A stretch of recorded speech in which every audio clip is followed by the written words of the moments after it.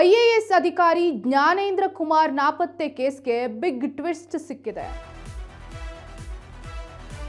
IAS ಅಧಿಕಾರಿ ನಾಪತ್ತೆ ಪ್ರಕರಣಕ್ಕೆ ಬಿಗ್ ಟ್ವಿಸ್ಟ್ ಸಿಕ್ಕಿದೆ.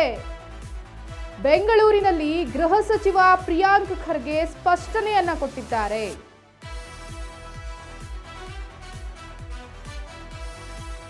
ಅವರ ತಂದೆಗೆ ಅನಾರೋಗ್ಯ ಆಗಿತ್ತು. ಹಾಗಾಗಿ ಉತ್ತರ ಪ್ರದೇಶದ ಅವರ ಊರಿಗೆ ಹೋಗಿದ್ದಾರೆ. ಮೊಬೈಲ್ ಆಫ್ ಆಗಿತ್ತು, ಹಾಗಾಗಿ ಮಿಸ್ ಕಮ್ಯುನಿಕೇಶನ್ ಆಗಿದೆ ಅಂತ ಪ್ರಿಯಾಂಕ್ ಖರ್ಗೆ ಸ್ಪಷ್ಟನೆಯನ್ನ ಕೊಟ್ಟಿದ್ದಾರೆ.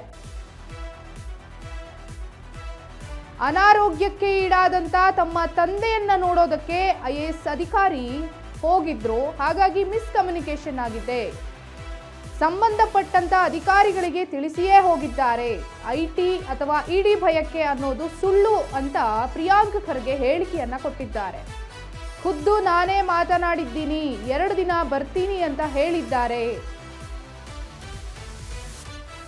ಎಸ್, ಐಎಎಸ್ ಅಧಿಕಾರಿ ಜ್ಞಾನೇಂದ್ರ ಕುಮಾರ್ ಏನು ನಾಪತ್ತೆಯಾಗಿದ್ರು, ಅವರು ನಾಪತ್ತೆಯಾಗಿಲ್ಲ. ಬದಲಿಗೆ ಅವರ ತಂದೆಗೆ ಏನು ಆರೋಗ್ಯ ಸಮಸ್ಯೆ ಇದೆ, ಹಾಗಾಗಿ ಅವರನ್ನ ನೋಡೋದಕ್ಕೆ ಅಂತ ಊರಿಗೆ ಹೋಗಿದ್ದಾರೆ. ಉತ್ತರ ಪ್ರದೇಶದ ತಮ್ಮ ನೇಟಿವ್ಗೆ ಹೋಗಿದ್ದಾರೆ. ಅವರು ಯಾವುದೇ ರೀತಿಯಾದಂಥ ಭಯಕ್ಕಾಗಿ ಹೋಗಿದ್ದಲ್ಲ, ಕಣ್ಮರೆಯಾಗಿದ್ದಲ್ಲ ಅಂತ ಪ್ರಿಯಾಂಕ್ ಖರ್ಗೆ ಸ್ಪಷ್ಟನೆಯನ್ನ ನೀಡಿದ್ದಾರೆ. ಮೊಬೈಲ್ ಆಫ್ ಆಗಿತ್ತು, ಹಾಗಾಗಿ ಮಿಸ್ಕಮ್ಯುನಿಕೇಶನ್ ಆಗಿದೆ.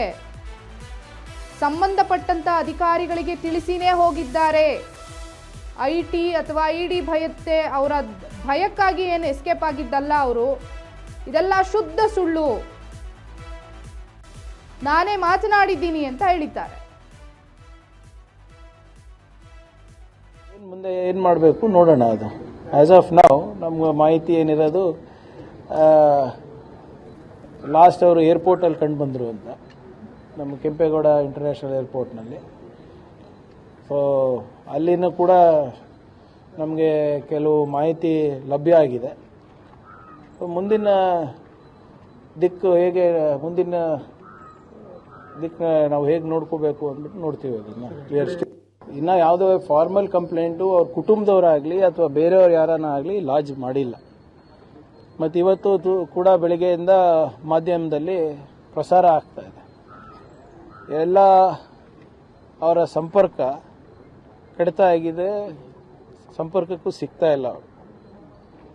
ಸೊ ಅದಕ್ಕೆ ಮುಂದೆ ಏನು ಮಾಡಬೇಕು ನೋಡೋಣ. ಅದು ಆಸ್ ಆಫ್ ನಾವು ನಮ್ಗೆ ಮಾಹಿತಿ ಏನಿರೋದು, ಲಾಸ್ಟ್ ಅವರು ಏರ್ಪೋರ್ಟಲ್ಲಿ ಕಂಡು ಬಂದರು ಅಂತ, ನಮ್ಮ ಕೆಂಪೇಗೌಡ ಇಂಟರ್ನ್ಯಾಷನಲ್ ಏರ್ಪೋರ್ಟ್ನಲ್ಲಿ. ಸೊ ಅಲ್ಲಿನೂ ಕೂಡ ನಮಗೆ ಕೆಲವು ಮಾಹಿತಿ ಲಭ್ಯ ಆಗಿದೆ. ಮುಂದಿನ ದಿಕ್ಕು ಹೇಗೆ, ಮುಂದಿನ ದಿಕ್ಕನ್ನ ನಾವು ಹೇಗೆ ನೋಡ್ಕೋಬೇಕು ಅಂದ್ಬಿಟ್ಟು ನೋಡ್ತೀವಿ. ಅದನ್ನು